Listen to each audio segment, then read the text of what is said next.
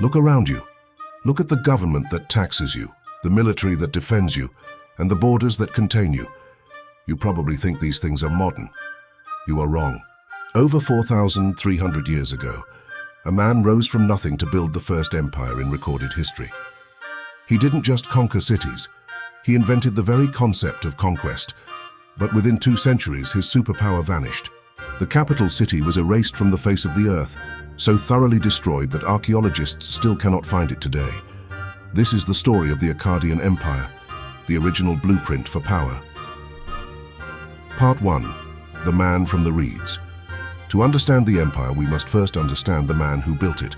His name was Sargon, but that wasn't his birth name. It was a title he took later, meaning the true king. According to a legend carved in clay over 4,000 years ago, Sargon's story sounds hauntingly familiar. He was born a secret.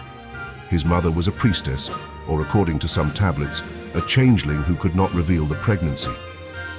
She placed the infant in a basket of reeds, sealed the lid with bitumen, which is natural tar, and cast him into the Euphrates River.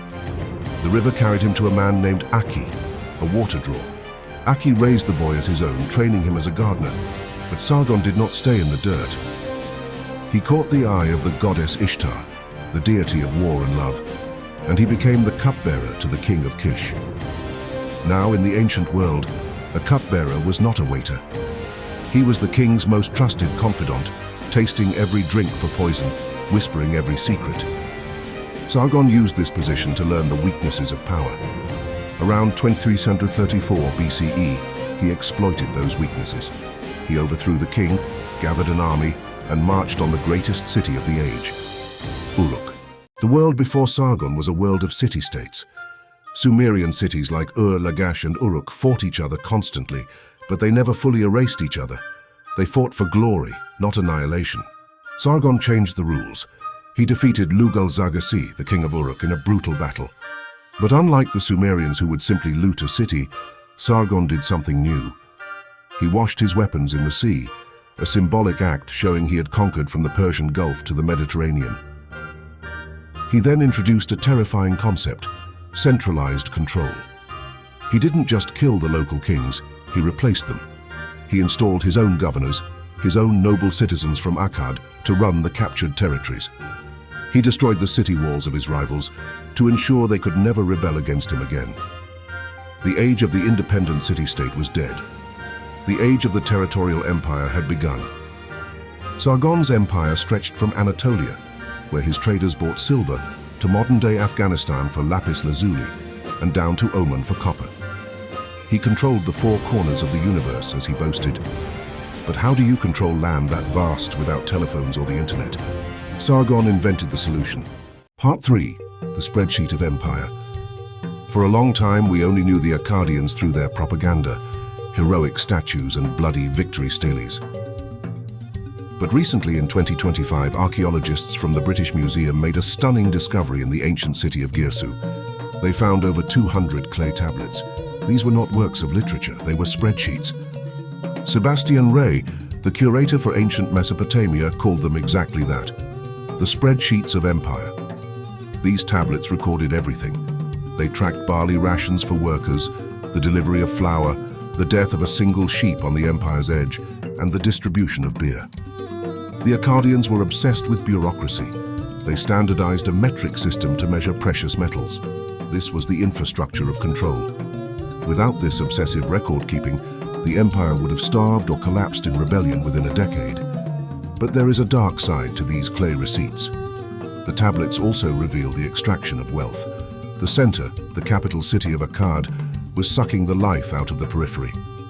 The farmers of Sumer grew the wheat, but the accountants of Akkad counted the profit.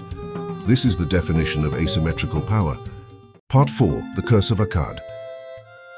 The empire reached its peak not under Sargon but under his grandson Naram-Sin. Ruling from 2254 to 2218 BCE, Naram-Sin did something his grandfather never dared to do. He declared himself a god. He added the sign for deity to his name on inscriptions. He was no longer just the king of the 4 quarters. He was the god of the 4 quarters. Under Naram-Sin, the Akkadian Empire expanded to its maximum size. covering roughly 800,000 square kilometers. Art flourished. The Akkadian language became the common tongue of diplomacy. It looked like Sargon's dream was eternal. But it wasn't. Recently, scholars have begun to look at the collapse of Akkad not just as a military failure, but as the first recorded environmental collapse. Analysis of ancient soil deposits and climate models suggests that a massive drought struck the region around 2200 BCE. The rain-fed agricultural system of northern Mesopotamia, the empire's breadbasket, simply dried up. No rain, no wheat, no taxes. The center could no longer feed the periphery, and the periphery had no reason to obey the god-king.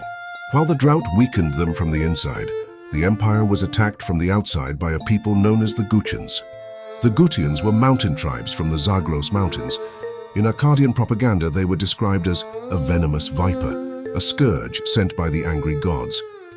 The Akkadian Empire, which had ruled for nearly 180 years, dissolved.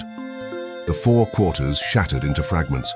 Within decades, the magnificent capital of Akkad fell. And here is the strangest part of the story. Unlike Rome or Athens, we do not know where Akkad is. The city had been the center of the world, the seat of the first tyrant. But the destruction was so total, so complete, that the very stones were scattered. The location was lost to history. The Akkadian Empire lasted only about 180 years, from roughly 2334 to 2154 BCE. It was a flash in the pan of history, but its DNA survives in you. Before Akkad, rulers were just mayors of big towns. After Akkad, rulers sought empires. Sargon created the playbook of hierarchy, expansion, and cultural dominance that every superpower from Rome to Britain would copy. Akkad taught the world that a single nation could rule over diverse peoples, extract their resources, and bend them to a central will. It also taught us a warning. An empire is just a weather pattern away from being a ghost town, lost under the sand, waiting for a digger to find its spreadsheets. Sargon the Great conquered the world. But in the end, he couldn't conquer the rain.